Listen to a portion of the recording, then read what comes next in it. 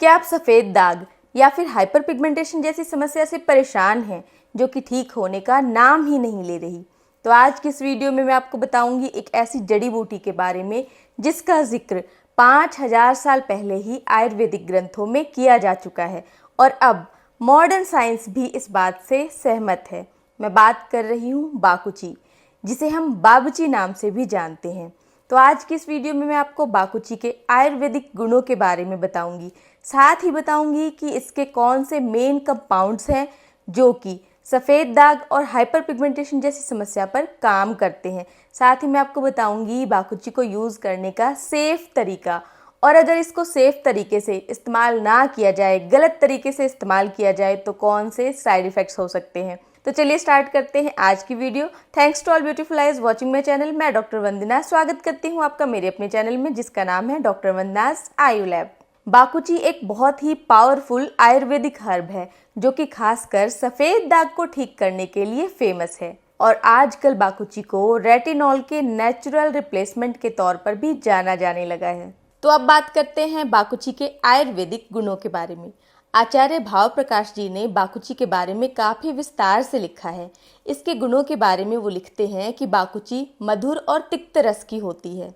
इसका विपाक कटु होता है। ये शीतवीर्य यानी कि कोल्ड पोटेंसी की ड्रग है। इसे रसायन कहा गया है। रसायन यानी कि इसमें एंटी एजिंग प्रॉपर्टीज होती हैं। ये विष्टंभ को दूर करने वाली यानी कि कॉन्स्टिपेशन रिलीव करने वाली है। बाकुची हमारे बॉडी फ्लूइड्स के नेचुरल मूवमेंट्स को प्रमोट करती है। इसे रुचिजनक कहा गया है। रुचिजनक यानी कि भोजन में रुचि पैदा करती है, टेस्ट को एनहेंस करती है। ये कफ और रक्त पित्त दोष को दूर करने वाली है। रक्त पित्त यानी कि ब्लीडिंग डिसऑर्डर्स। ये रुक्ष है यानी कि इसमें ड्राइनेस होती है, और ये हृदय के लिए अच्छी है। ये श्वास कास यानी कि जो सांस से रिलेटेड बीमारियां हैं, फेफड़े का इन्फेक्शन है, अस्थमा की प्रॉब्लम है, उसमें बेनिफिशियल है। प्रमेह यानी अगर किसी को डायबिटीज की प्रॉब्लम है या फिर यूरिन का इन्फेक्शन है, उसके अंदर भी ये फायदेमंद है। कुष्ठ यानी कि स्किन की जितनी भी बीमारियां हैं उनमें बाकुची फायदेमंद है। ज्वर और कृमि नाशक यानी कि ये फीवर के अंदर भी फायदेमंद है और बैक्टीरियल इन्फेक्शन में भी फायदेमंद है। अब आचार्य भाव प्रकाश जी ने इसके फल के बारे में वर्णन करते हुए कहा है कि जो इसका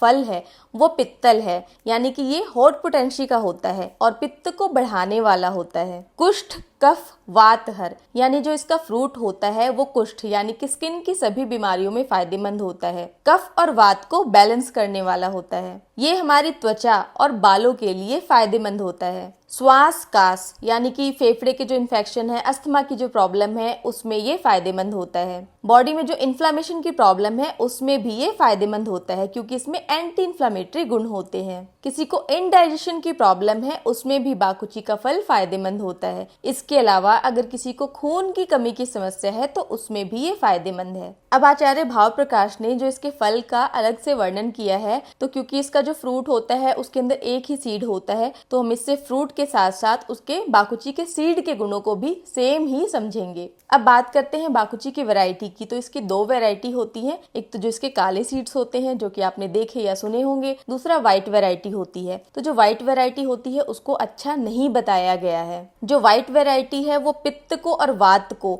इम्बैलेंस कर देता है, साथ ही पचाने में बहुत ही हैवी होता है। जो बाकुची है उसकी खास बात यह है कि इसके प्लांट का हर पार्ट यूज होता है मेडिसिन के तौर पर। ये पूरा का पूरा पौधा ही मेडिसिन के लिए यूज किया जाता है। लेकिन आजकल हम खास करके जो बाकुची के सीड्स होते हैं या फिर सीड ऑयल होता है, इसका इस्तेमाल करते हैं। बाकुची एक बहुत ही अमेजिंग ब्लड प्योरीफायर है, इसीलिए स्किन की बीमारियों में हमें आराम पहुंचाता है। बाकुची के अंदर एंटी कैंसर गुण भी पाए गए हैं। जो बाकुची के बीज होते हैं वो डायूरेटिक होते हैं। डायूरेटिक यानी उनके सेवन से पेशाब बार बार आता है। इसके अलावा उनमें लग्जेटिव गुण भी होता है, यानी कि कॉन्स्टिपेशन रिलीव करते हैं। जो बाकुची के बीज होते हैं ना, वो जो सांप का काटा हुआ और बिच्छू का काटा हुआ जहर होता है उसके इफेक्ट को भी कम करते हैं। दांत में कीड़े लगने की समस्या, दांत दर्द की समस्या, इन सारी समस्याओं में भी बाकुची का इस्तेमाल किया जाता है। जो हड्डियों का डीकैल्सिफिकेशन हो जाता है यानी कि कैल्शियम झड़ जाता है हड्डियों से, उस प्रॉब्लम में भी बाकुची के सीड्स का इस्तेमाल किया जाता है। बाकुची के अंदर वुंड और अल्सर को हील करने के गुण होते हैं। बाकुची का एक गुण होता है कि वो जो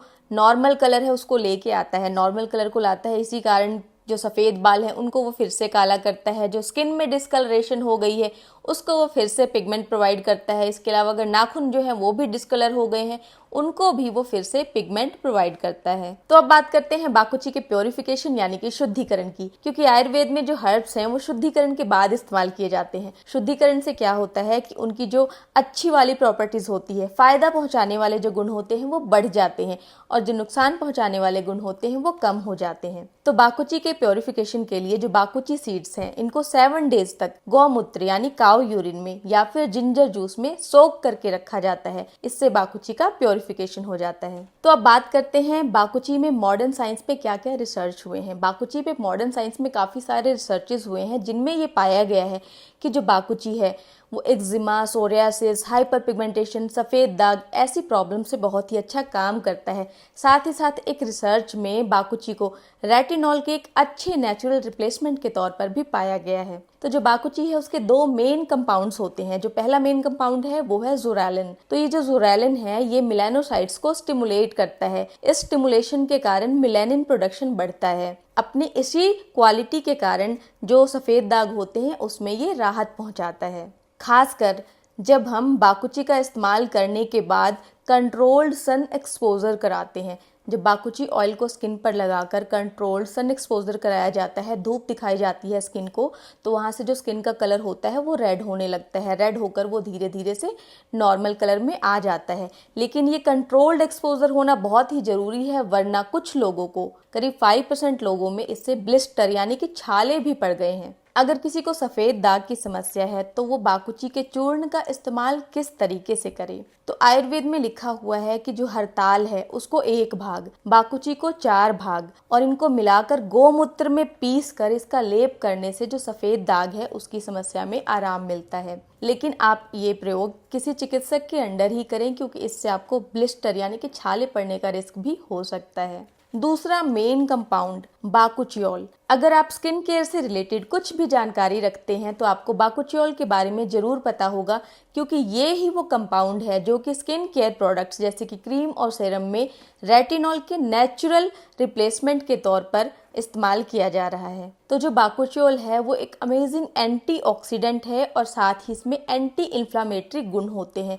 अपने एंटीऑक्सीडेंट और एंटी इन्फ्लामेटरी प्रॉपर्टीज के कारण ये हमारे स्किन को रीजनरेट करने का काम करता है, यानी एंटी एजिंग का काम करता है। साथ ही इसी गुण के कारण ये हाइपर पिगमेंटेशन जैसी समस्याओं पर भी काम करता है। तो जिनको भी हाइपर पिगमेंटेशन के साथ साथ एज स्पॉट्स हैं या फिर फ्रैकल्स की समस्या है उसमें ये फायदेमंद साबित हो सकता है। अब बात करते हैं कि अगर किसी को हाइपर पिगमेंटेशन की समस्या है, उस समस्या के लिए वो बाकुची का इस्तेमाल किस तरीके से करें। तो हाइपर पिगमेंटेशन के लिए अगर आप बाकुची ऑयल का इस्तेमाल करते हो तो आपको जो थेरेप्यूटिक प्योर ऑयल होता है वो आपको इस्तेमाल नहीं करना है, क्योंकि जो प्योर ऑयल है वो आपकी स्किन पे रिएक्शन कर सकता है। आपको क्या करना है कि ऐसे बाकुची ऑयल जो कि स्पेशली स्किन केयर के लिए बनाए गए हैं, जैसे कि जीवा का बाकुची ऑयल आता है जिसका लिंक मैं वीडियो में डाल दूंगी, तो इसके अंदर क्या है, ऑलरेडी कई सारे कैरियर ऑयल साथ में मिले हुए होते हैं। बाकुची ऑयल जो होता है वो अकेला नहीं होता, क्योंकि आप खाली बाकुची ऑयल का डायरेक्ट इस्तेमाल अपनी स्किन पर नहीं कर सकते, ये बहुत ही ज़्यादा स्ट्रॉन्ग होता है। अब आपको इस्तेमाल किस तरीके से स्टार्ट करना है। आपको हमेशा कोई भी चीज़ इस्तेमाल करने से पहले सबसे पहले पैच टेस्ट जरूर करना है। आपको क्या करना है कि पैच टेस्ट करना है अपनी बॉडी के, ऑफ कोर्स किसी और पार्ट पर, फेस पर नहीं, और उसे अप्लाई करके आप थोड़ा सा वहाँ पर सन एक्सपोजर करवाना है। आपको ये देखना है कि सन एक्सपोजर से आपकी बॉडी पे कोई रिएक्शन तो नहीं हो रहा। इस तरीके से पैच टेस्ट करने से पता है क्या होगा, अगर उससे थोड़ा सा भी आपको रिएक्शन होना है ना, वो आपकी पकड़ में आ जाएगा। तो चलिए, अब पैच टेस्ट में अगर आप सक्सेसफुल हो गए तो आपको इसका इस्तेमाल किस तरीके से करना है। तो आपको क्या करना है, स्किन वाले जो आते हैं वो ही इस्तेमाल करने, प्योर वाले इस्तेमाल नहीं करना।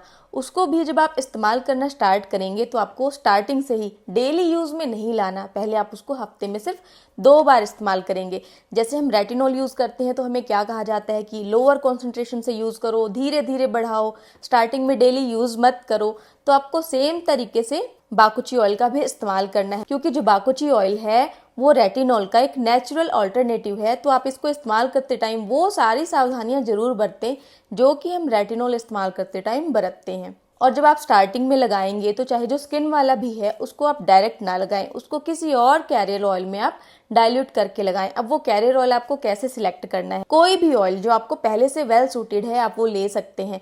जैसे कि अगर आपको आलमंड ऑयल सूट करता है आप उसका इस्तेमाल करें, कोकोनट ऑयल सूट करता है उसका इस्तेमाल करें। मुझे कुमकुमादी ऑयल सूट करता है तो मैं कुमकुमादी ऑयल में मिक्स करके लगाती हूँ। तो चलिए फिर से बताती हूँ, आपको हमेशा पैच टेस्ट करना है, स्किन के लिए जो ऑयल आते हैं स्पेसिफिकली वो यूज करना है, उसे फिर से कैरियर ऑयल में डाइल्यूट करना है।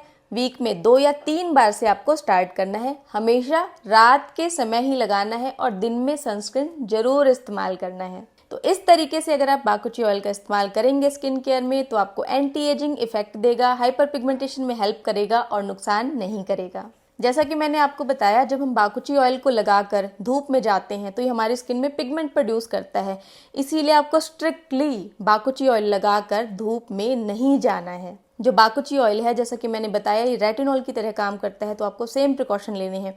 तो आपको इसकी लेयरिंग नहीं करनी है, यानी जब आप बाकुची ऑयल लगा रहे हो तो आपको इसके साथ में उस टाइम पर विटामिन सी, नायासिनामाइड, किसी भी अदर सीरम की लेयरिंग नहीं करनी है। उस टाइम आपके फेस पर सिर्फ बाकुची ऑयल ही लगा होना चाहिए। अब दूसरे सीरम के साथ अगर आपको लगाना है तो जैसे बाकुची ऑयल आपने रात को लगाया तो आप मॉर्निंग में विटामिन सी सीरम लगा सकते हैं, बट लेयरिंग करके आपको नहीं लगानी। जिन भी लोगों की ऑलरेडी सेंसिटिव स्किन है उनके लिए बाकुची ऑयल नहीं है, वो बाकुची ऑयल को अवॉइड करें।